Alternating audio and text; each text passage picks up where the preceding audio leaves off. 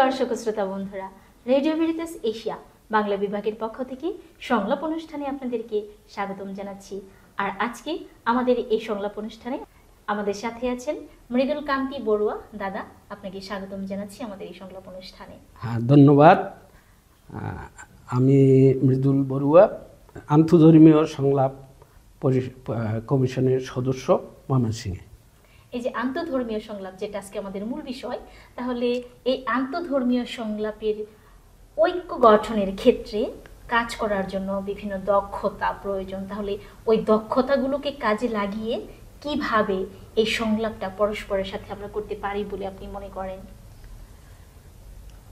আসলে আন্তঃধর্মীয় যে ব্যাপারটা, আমরা যে কাজ করছি, এখানে আমরা যে মাঝে মধ্যে যে অনুষ্ঠান বা বিভিন্ন সময় যে সেমিনারগুলি হয়, এখানে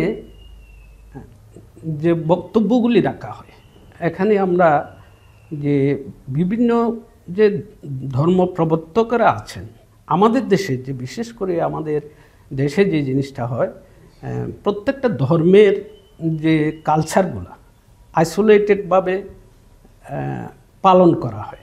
প্রত্যেক ধর্মের যে প্রবক্তারা, যে প্রত্যেক ধর্মের যে মূল বইগুলোতে দেওয়া আছে, এই জিনিসগুলোর চর্চা আমাদের দেশে হয়। এই যে আপনি বলছেন যে আমরা চর্চাটা করছি না, না, এগুলোই আমাদের জন্য কিন্তু চ্যালেঞ্জ, বা আন্তঃধর্মীয় ক্ষেত্রে বসবাস করার জন্য একটু চ্যালেঞ্জ হয়ে দাঁড়াচ্ছে। তাহলে এই চ্যালেঞ্জগুলো উত্তরণের পথগুলো কি হতে পারে বলে আপনি মনে করেন? উত্তরণের যেটা আমি মনে করি, আমরা কিছু কাজও আমরা এখানে করেছি, যেটা আমরা যেমন স্কুল লেভেলে, যেমন যারা প্রাথমিক লেভেলে প্রথম যে মাইন্ডসেটগুলি হয়ে যায়, এটা একটা বিশাল ব্যাপার।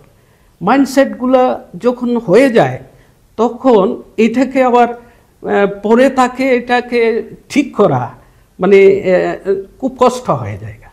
তো যার ফলে আমরা কিছু কাজ করেছি স্কুল লেভেলে, বিভিন্ন স্কুলে প্রত্যেক ধর্মের একজন প্রতিনিধি গিয়ে কিছু সময় নিয়ে টিচারদের সাথে ওই রেসপেক্টিভ স্কুল বা কলেজে টিচারদের সাথে প্রোগ্রাম করে, যেমন বৌদ্ধ ধর্মের কি কি মূলনীতি আছে, সে মানুষকে তার মনুষ্যত্ব যে বহিঃপ্রকাশ করার জন্য মানবতার কথা কি বলে, মানুষকে আরও সুন্দর তার বিকাশ করার জন্য, এই কথাগুলি খ্রিস্টান ধর্মের একজন বক্তাকে নিয়ে খ্রিস্টান ধর্ম থেকে বলানো হয়, তারপর হিন্দু ধর্মের একজন বক্তাকে বলানো হয়। এরকম কিছু কিছু কাজ আমরা এখানে করেছি। এই যে সুন্দর কিছু কিছু পথ আপনি বলেছেন, যে বিদ্যালয় থেকে আমাদের প্রাথমিক শুরুটা জ্ঞান চর্চা যেখান থেকেই হয়, এই বিদ্যালয়ে কিন্তু আমরা এই ত্রিধর্মীয় সবাই মিলেমিশে একসাথে, ও আমার সাথে আমরা একই স্থানে বসে গল্প করি, পড়াশোনা করি, টিফিন খাই। এটা সুন্দর একটা স্থান আমাদের। ওখান থেকেই কিন্তু শুরু হয় আমাদের আন্তঃধর্মীয় ভালোবাসা। আমরা সেখান থেকে কিন্তু সহাবস্থানে থাকার জন্য প্রচেষ্টা চালিয়ে যাচ্ছি, এবং সেটাই কিন্তু আমাদের শুরু। আমরা কিন্তু প্রথম দিকে শিখে আসছি। তো আমাদের ভবিষ্যৎ প্রজন্ম যারা আছে, যারা সে প্রাথমিক বিদ্যালয় থেকে শুরু করবে, তাদের জন্য হোক বা এই যুব সমাজের জন্য আপনার পরামর্শ কি হবে, যে আমরা কিভাবে আন্তঃধর্মীয় সংলাপের মধ্য দিয়ে সুন্দরভাবে পথ চলতে পারি একই সাথে? এটা একটা এটার মেইন হলো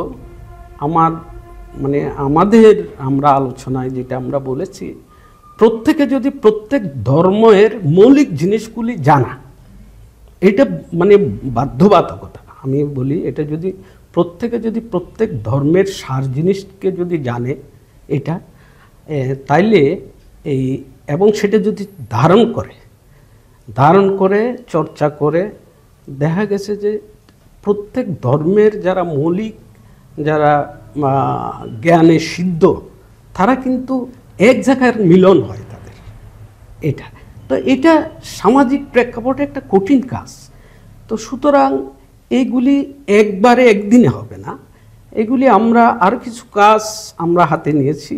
সেগুলি হলো একটু লিফলেটের মাধ্যমে আস্তে আস্তে লিফলেটের প্রচার করলে, এবং আরও একটু কাজ, যারা যেমন আমাদের আলোচনায় যেগুলি হয়, যেমন ধর্মীয় যারা গুরুরা আছেন ওনার বক্তব্যের মাঝে যেমন যে একজন মুসলিম যিনি বক্তা উনি একজন হিন্দু ধর্মের কিছু রেফারেন্স আনে, কিছু খ্রিস্টান ধর্মের রেফারেন্স এনে কথা যখন বলে, তখন একজন মুসলিম শুনবে, যখন তার চর্চা না থাকলেও, তার স্টাডি না থাকলেও সে বুঝবে যে আরে খ্রিস্টান ধর্মেও তো সুন্দর কথা লেখা আছে, তাইলে ইসলামে যেমন আছে বৌদ্ধ ধর্মেও তো মানুষের কথা আছে, মানবতার কথা বলা আছে। সো এইভাবে আমার মনে হয় যে কঠিন কনফ্লিক্টগুলা এগুলি ডাইলেশন হওয়া খুব সহজীকরণ করা যায়। সুন্দরভাবে ব্যক্ত করেছেন যে আমাদের প্রত্যেকের ধর্মের যে মৌলিক বিষয়গুলো যদি আমরা জানি, আমাদের সত্যিকার অর্থে আমাদের প্রত্যেক ধর্মের মৌলিক বিষয়ই হচ্ছে ভালোবাসা, পরস্পরকে ভালোবাসা। তো আপনি আপনার আলোচনায় সুন্দরভাবে এই বিষয়গুলো নিয়ে এসেছেন যে আমরা যদি পারস্পরিক ভালোবাসায় সবাই মিলে একই মেরুতে বসবাস করতে পারি, ভালোবাসায় পারস্পরিক শ্রদ্ধা সম্মান বোধে আমরা যদি পরস্পরের ধর্মকে সম্মান করি, তাহলে কিন্তু আমরা সুন্দর একটি পরিবেশে, সমাজে, দেশে বসবাস করতে পারবো। আর এটাই একমাত্র সম্ভব হবে সংলাপের মধ্য দিয়ে। তো দাদা, আপনাকে অসংখ্য ধন্যবাদ জানাচ্ছি আপনার আলোচনার মধ্যে যে আরো কিভাবে আমাদের এই সংলাপের ধরনটাকে আমরা আরো সুন্দর করতে পারি, পরস্পরের ধর্মকে সম্মান করে ভালোবেসে আমরা একই সাথে চলতে পারি, এদেশে সুন্দরভাবে বসবাস করতে পারবো। আপনাকে অসংখ্য ধন্যবাদ জানাচ্ছি আপনার সুন্দর মতামত ব্যক্ত করার জন্য। আর আমাদের শ্রোতা বন্ধুরা যারা দূর দূরান্ত থেকে আমাদের এই অনুষ্ঠান দেখছেন, তাদেরকে অসংখ্য ধন্যবাদ জানাচ্ছি।